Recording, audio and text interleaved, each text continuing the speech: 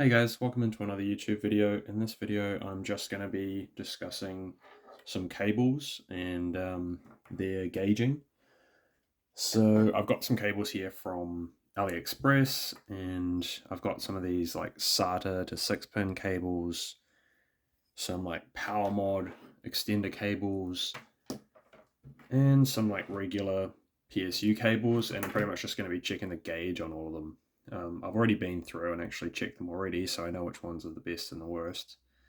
But yeah, I'll just go through it with you guys here. So people tend to use these ones, these SATA to 6-pin to power risers.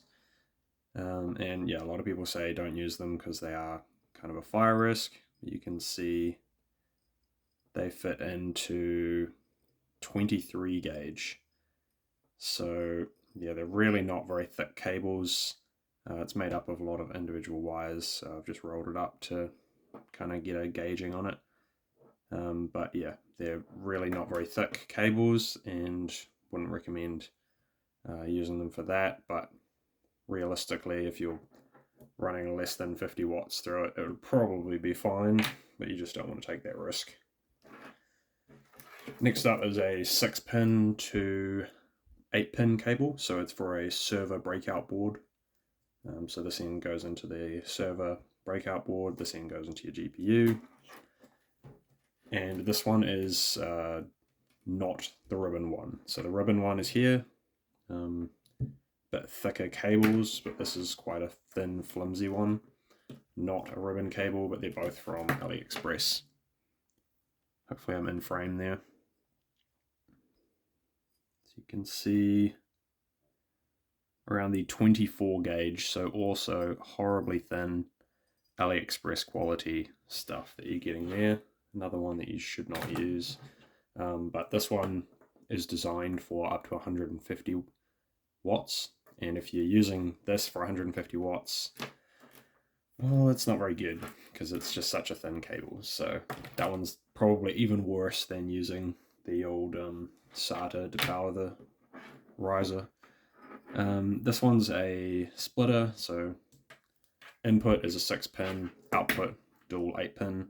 So this is used for the server PSU, like cables like this, and you split it into two 8-pins, usually to power a riser and a GPU combined. And I'm trying to put that in the wrong way. But yeah, that's what this one does. And they are often obviously very essential when using ATX power supplies because they don't tend to have enough PCIe cables themselves. So this one we're looking at 22 gauge, so it's actually a little bit better, but still obviously not what it's supposed to be. And if you look on the cables, they actually do claim a higher gauging than that, pretty much all of these. See if this one's got one on it.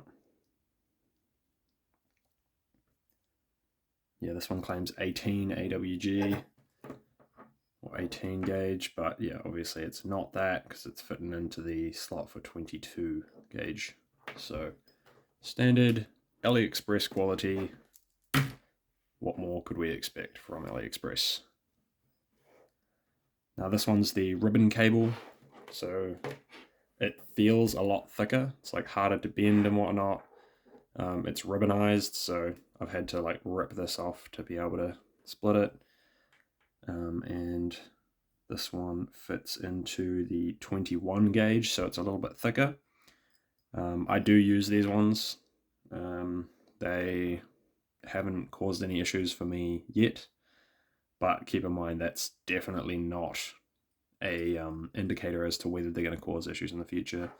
You could be using these things for years and it not cause any problems, and then suddenly something happens and it does cause a problem. But yeah, anyway, this one is actually quite a lot thicker than the other ones, fitting into that 21 gauge slot. And it's actually pretty tight in there, could even be 20 gauge. So this one is off of an old power supply. bought this second hand. This is a spare cable. And I thought it'd be as a good comparison for what you might actually get on an ATX power supply. Looking at this now, I've actually broken off some of the individual wires, so I might just strip this back a little bit further. Otherwise it's not exactly the most fair test. Alright. Must have just broken off some of the wires when I got it off the first time. So we're looking around 20 gauge. But yeah, 20 gauge for this actual ATX power supply, which is also claiming 18 AWG. So yeah, 20 gauge when it's claiming 18 for an ATX power supply, that's not the greatest. I actually don't know what brand this is from, but that's not the greatest that it's claiming that. It could be a 19. It is a little bit tight on the 20. Yeah, we'll call it a 19 actually. Gets into the 19 slot.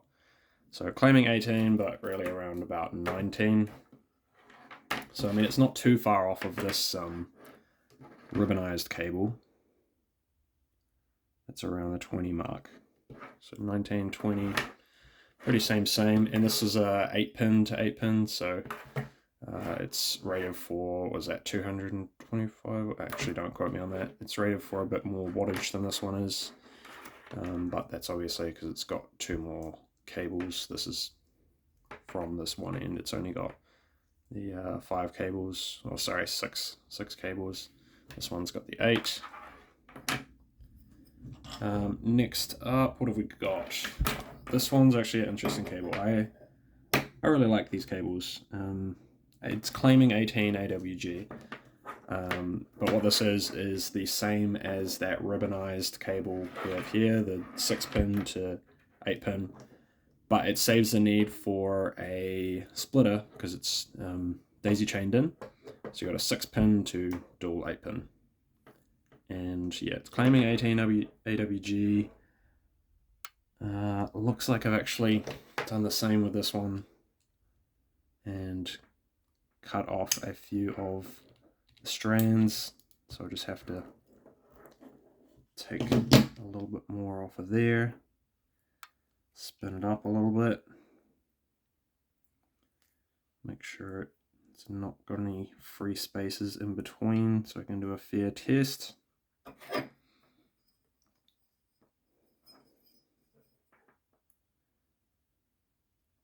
And we're looking at, oh, there's still 1 or 2 that have broken off there. But we're looking around 19 AWG. So this one is pretty much the same as this ATX power supply cable. So yeah, this cable, I love it. It's awesome. Makes it so much easier, especially for me. I use a lot of low powered GPUs and lots of them. So if I've got a 12 card rig and I want to run it off of one server PSU, 1200 watt server PSU, 12 cards, there's only 12 slots in most of those breakout boards. So 1 slot to the GPU and the riser. So yeah, that's pretty good.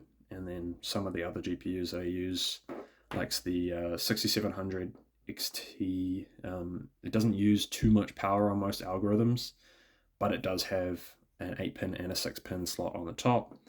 So with a cable like this, you can kind of increase the amount of power slots that you can fill for GPUs that aren't using many watts. So yeah, I actually like this cable. It's from AliExpress, just a generic cable. Claims 18 AWG, actually 19 AWG. So not quite as good as it's claiming, but it's actually pretty good. And I do use these. I use a lot of them, and I will continue to use them. All right, this one here is one of those like cable mod extenders. I just bought it because I needed an extension to some of my cables. Some of my rigs are a little bit wide to allow for airflow, and it just means that the power supply is quite far away from where I'm putting the GPU, so I need a bit of an extension. Looking at about that same 19 AWG. So yeah, if you're connecting that into any of these these cables, then you should be right. Actually, I've already forgotten what this one was. Oh yeah, okay, so ribbon cable is a no-go. But yeah, in terms of these ones that we've just tested here, which ones I'd actually say are acceptable to use. Obviously, ATX power supplies, they're fine. Mainly because even if they do fail, ATX, they're generally covered by warranty, depending on which brand you bought from. Obviously, if you get an unknown brand, is probably not going to be much warranty, but most ATX brands that you get, there's going to be, all of the more reputable ones, there's going to be a warranty. So especially like EVGA or Gigabyte or something, there's going to be warranties. EVGA is my favorite ATX power supply for mining, just because it comes with lots of PCIe cables. And they come with generally 10-year warranties, so that's really good. And it's obviously a high quality brand. And they're actually pretty cheap per watt if you go for the 750 watt power supplies. Yeah, so of the cables that I've tested here, these three are the ones that I'd say are good to use. So these extender cables, they're all good. They're from AliExpress as well, but the ones you buy in store obviously are going to be the same stuff, probably made in the same factory, only this is cheaper. This one here, the old 6-pin to dual 8-pin ribbon cable and daisy chained. That one's good to go as well. Obviously, this is only utilized in a server PSU breakout board style setup. So if you've got server PSUs with breakout boards, these are actually really good. Obviously, it's going to depend a little bit about which buyer you get it from, but if you go for these nice thick ribboned ones, then you should be all right. And yeah, ATX power supply is obviously going to be great. And these are the cables to avoid any of the splitters. So I've got other splitters as well, ones that didn't come with this like cable sheathing, but they're all terrible, they're all thin. I believe these claim 18 AWG as well. Maybe. I can't quite see it. Yeah, 18 AWG. So this is claiming 18 AWG, but as we tested it, it's more like, was it 21 or 22 or something? It's horrific. It's tiny as cables. So don't get these splitters from AliExpress. Don't use the SATA 6-pin cables. Also terrible. They come with all the risers that you buy off AliExpress and most other places, but yeah, don't use them because I mean, SATA's not spec'd to enough watts to handle a riser anyway, so not at max draw anyway, so just a risk factor involved with using these. And I know heaps of people have been using them for years and they've not had any problems, and that's fine, but you don't want to like set up a rig with something you know that is a point of failure. Like, just don't use them. Cables are thin, especially the AliExpress ones. These non-ribbonized 6 to 8-pin cables, this is absolute garbage. Yeah, don't get these. And these ribbonized ones are a little bit better, but yeah, still don't get them because they claimed 18 AWG, but they're a lot thinner. So yeah, avoid these ones as well if you can. Just can't quite remember what this one was. Around a 20, so it's not the worst. If you have these, like, you can probably still use them. Just be aware that you shouldn't put as much wattage through them as you thought you could. So yeah, just keep an eye on them, I guess. But yeah, that's pretty much all I got for this video. So leave a like, comment, and subscribe to support the channel, and have a great day. See ya.